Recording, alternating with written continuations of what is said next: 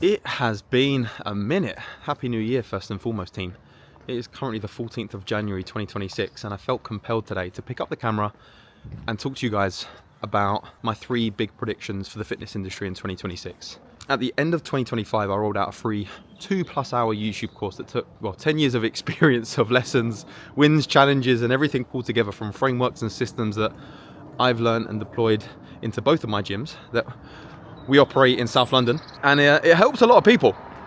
But I also found off the back of it that a lot of people felt concerned and a little bit anxious with the shifts in the marketplace. You know the shifts I'm talking about, especially if you're in the UK. And I've definitely started to see a slight change in consumer behavior. And I wanted to share with you what we're doubling down on in 2026 to, one, give you inspiration to think differently about your business, so that you can thrive and grow to the next level without breaking. Remember, the name of the game in business is, number 1, to stay in business, but number 2 is not to go backwards.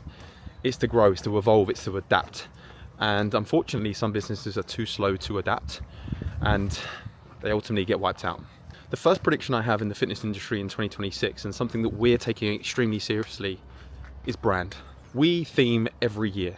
We've had the year of expansion, where we opened up a new location. We've had the year of mastery, which we just came out of, which is about simplifying the business and making sure that we don't add any more complexity. If anything, we remove it and just double down on the things that we've put in place in order to get clients great results and ultimately make the business profitable. This year for us is about brand. Brand now more than ever is so crucial. It's not good enough just to put a logo on a t-shirt and throw it out. There needs thought, there needs effort. I want to give you an example of Hyrox. You don't need me to tell you how big Hyrox is and how strong their brand is. For a company that's only been really operating for the last 5 years, they're a company that turned over $130 million in 2025. $13 million coming from merch. On average, per competitor spends about $20 on merchandise, which tells you that people want to feel like they have a shift in identity when they put a t-shirt on.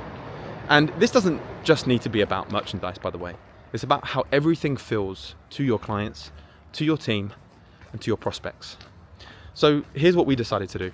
We decided to audit every single facet of the business. We looked at our email headers, how we structure a template and how we communicate to members, how we sign off with emails to members. We won at the end of last year, 2025, Regional Gym of the Year South. So we decided to make sure that was in every single email com at the bottom with a picture of the person's role, their telephone number and their email address, because it's those little touches that make your brand feel different. Everything. And that's the lens you've got to look at it through. We looked at merchandise, a hoodie that I currently got on. We didn't want to just create something that was average that we stuck a logo on and threw out to people. This is about having something that is going to give somebody another reason to want to be part of your brand. And it's not a money play. This isn't about you making more revenue in the company. This isn't what I'm talking to you about. This is about getting people bought in. Not just clients, not just prospects, but your team. Something that people feel proud of. That means you looking at your Instagram page, your ads, your socials, pictures that you put out, the way you structure your stories, and really asking yourself the question, is this the kind of premium high-end brand that I want to create? Because if it isn't, you're going to fall to the bottom. And your competitors come in and their brand's a little bit stronger. Your team members are going to start asking questions whether or not that gym 5 miles down the road is worth the extra distance, because they feel part of that brand. How do you structure your workouts? How do you roll out a new program? How do your coaches show up? What do they wear? What do they look like? Like, these things we're taking extremely seriously, because if you don't double down on the brand, it isn't just about logos and colors. I'll talk about the way the brand feels. How does it feel? And I'm not going to lie, in 2021, we really doubled down on brand. But over the past few years, as we've grown, we've taken our eye off of it. And that's me being fully transparent with you. There's been other areas of the business that we've wanted to devote our time to. It's been around optimizing the program, building a better sales process, onboarding more clients, but being able to get them better results. Our attention has been diverted in other areas, and I ultimately have got to the point coming into the middle of 2025 thinking, I can no longer turn a blind eye to this. This is something that we've got to shift and we've got to change, because ultimately you'll be left behind. And one of my favorite terms from the late Andy Grove is, only the paranoid survive. You've got to be optimistically paranoid about the way the marketplace is shifting. Like I said, the first big shift I see is that people want to feel part of something. You can have the best program, you can get clients world-class results, but you've got to give clients, team members an opportunity to want to have more touch points with you. Whether that's on socials, whether that's with merch, whether that's with water bottles, whether that's with, I don't know, a welcome message that somebody gets. It's thinking about the details. They're important. So here's one thing I want you to consider moving into the rest of this week. I want you to just take an audit of every single interaction a client has with your brand. Emails, social media, program rollouts. How does it feel? Maybe you go and pick up the phone and start speaking to a few members and asking them, how does that make you feel? What would you like to see more of? Remember, this isn't a money play. This is a brand play. This is about improving retention, building a stronger culture, building a strong community. Because if HYROX has taught you anything, that's what it's all about. Community, culture. People want more opportunity to spend more money with you. And if you can give them something that matches how world-class your product is on the gym floor, do it. Spend the time on it, spend the money on it, even if it costs you at first. Get the brand tight. That's going to be the big difference in 2026.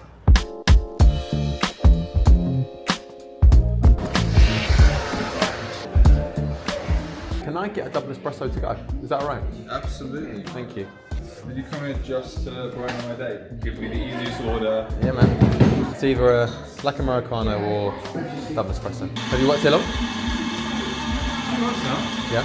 Yeah. Going well? It's okay. Yeah. It's okay. The standards are really high. Higher than I'm used to. That's good, man. Came from, well, I was in Dorset for like 3-4 years, and it's very relaxed. It's very slow. A lot of older people. Yeah. Whereas here it's Faster paced, higher standards. yeah. Well, listen, thank you for looking after me. No worries. Appreciate man. it. Have a great day. Yeah, and you. See ya. Well, as coffee experiences go, I was up there. Very friendly guy. And arguably, he's just thrown in the fourth prediction we all need to be thinking about, which is standards. He mentioned, I hope you could hear that, he mentioned that the standards here are very high. That's an important one. The standards you uphold as a company, as a founder, as a CEO, or whatever role you are playing inside the business, your standards and how you hold the standard for other people, crucial. He's not too sure on that high standard. He's from Dorset, he's used to a more chilled way of life, but I'll be honest, every single person I've come across who has joined the team, they've enjoyed being held to a high standard, because on the other side of that high standard is growth for them and for the company. Anyway, I digress. Let's get back to the three. Here's my second prediction. The middle of the market gets wiped out. Here's what I mean. The fitness industry is being split in two, in my opinion. You've got, on one end, extreme efficiency. We're talking 24/7 gyms, automated gyms, we're talking pure gyms, gym groups. And on the other spectrum, we have extreme value. Boutique gyms, SGPT, HYROX affiliated gyms. These are companies that have decided to go one way or the other. There's no in the middle. There's no, we have a bit of everything for everybody. There's no, we do small group, we do one-to-one, we do some large group conditioning, we do some HYROX as well. Full access to the gym to utilize at any point in time. You need to differentiate yourself and create an ocean, a blue ocean, in which it's very clear and obvious what you do, who you help, and what kind of result. I call it productized outcomes. What can somebody expect by being in your gym? That's the part that we're doubling down on. It doesn't just have to be about fat loss. If you checked out the course, I spoke very specifically around who you help, the who. And it could be, you know, the 40-year-old male who wants to lose 8 kilos in 90 days. That might be the productized outcome that you look to stick in place. Or it's the outcome that a 60-year-old female is going to get by joining your gym. It doesn't have to be so much about body composition, but there has to be an outcome that you're productizing. Super important. It needs to be very clear on the expectation somebody has when joining your gym, because there's going to be more noise than ever. There's going to be more extreme efficiency around. There's going to be more 24/7 gyms opening up. So for you, it's about making a decision. Number one, does the current model align with where you want to take the business? If not, you need to change it. Do you potentially want to go more into the high efficiency, or do you want to go high value? For me, personally, where I see the world, high value is going to be more important than ever, because high efficiency creates more problems. High value can create you a very profitable business with a tenth of the customers. You don't need 5,000 clients, you just need 50 that, you know, pay a high ticket, get extreme accountability, get world-class results. You build a strong community, and you build that to 200 clients with a team of 6, 7. That's a world-class business. And our all hands that we have at the beginning of every year, we call it a kickoff meeting. It's basically the vision of 2026 or the new year. You would have heard me say in the previous one that, you know, brand being one of the most important factors for us when it comes down to setting our strategic goals on a quarterly basis. We always have 3 really important for us that all focus on that. And I spoke about SpaceX. You know, Elon Musk founded SpaceX, and this visual diagram down below will show you just an example of what it looks like when somebody becomes dialed in on a system, on something that's simple enough for people to understand and a concept to get. And I showcased what the Raptor rocket looked like in 2020. And then how, after 2 years of making it more efficient, making it more streamlined, ironing out the cracks and really doubling down on what's working, it got to 2022. And then you see how it's improved. And then you see 2025, and you see what the Raptor 3 looks like. That is the evolution of what I took the team through at the All Hands. I said, T2 Fit for us in 2021, when we first launched, was chaos. Under the hood, there was so much craziness going on, but on top it looked amazing. The community was being built, we were building a team, we had some world-class results, but it was crazy. The timetable was all over the gaff. We didn't have any systems, nobody had any roles and responsibilities. We had to iron that out. And then in 2022, we started to tighten up a little bit more. And I said the Raptor 3 was almost like 2024, that year of mastery, where we looked to really think about how can we improve every single system and remove parts of the process. Coming back to first principles, how can we remove parts of this to make things more efficient and more streamlined so that we can separate ourselves from being stuck in the messy middle? We don't want to be stuck in that middle where suddenly we sound like everybody else. So here's what I would urge you to do. I would urge you to sit down and really think about where you want to be come the end of 2028. What does that 3-year vision look like for you? For us, it's about growing and scaling to 5 gyms. So for us, we need to put a how we get there plan together. What are the things that we need in order to be able to get to that 3-year vision of 5 locations? And then it's about removing the noisy steps that are currently distracting us, that aren't getting us closer. Whether that's a team decision, a hiring decision, a program decision, a member decision. It's got to be something that you look at in order to get you closer to where you want to go. So make a decision on where you're going to go. Extreme efficiency or extreme value. I choose extreme value every single time, but only you can decide what you want for you and your business. And that brings me in nicely to the final prediction, number 3. Every single line item on your P&L will need to earn its place. And the question you ask is this: what return on investment is this expense giving me? That could be a software, a service that you provide, that could be a team member that you have, a role that you've put in place a few years ago but is now no longer needed. Every single line item needs to be audited. And here's what I did at the tail end of 2025. I went into my Xero and I pulled all of my expenses for the past 6 months. And I highlighted every single one I wanted to kill. I got a red highlighter and I went, that's my kill list. And then I had a green pen and I went through my keep list. I call this the keep kill exercise. You go through and you're diligent with what you're gonna keep and what you're gonna kill. Keep is something that brings you a return that you can not live without. A kill is, this is no longer serving us or the business.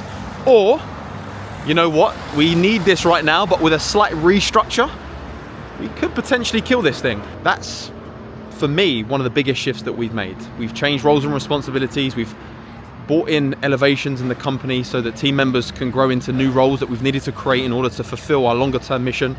We've even got rid of our fuel bar offering that was very costly, not very cost effective.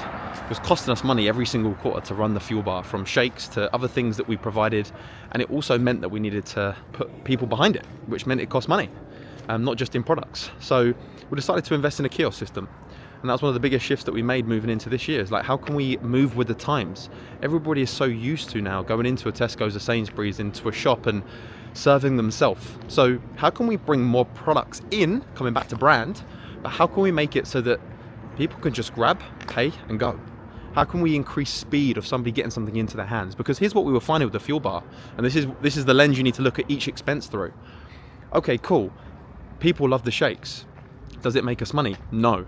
Is it valuable? Yes. Does it mean that when people leave the gym and they get a shake, that's a part of their whole experience? Yes, it's world class. But here's the big but. Can we deliver on it 100% of the time? And that's the question I have to keep coming back to. Can we deliver on this 100% of the time? If a session ran over, if a coach wasn't there, somebody would feel guilty about having to go and ask a coach to make a shake.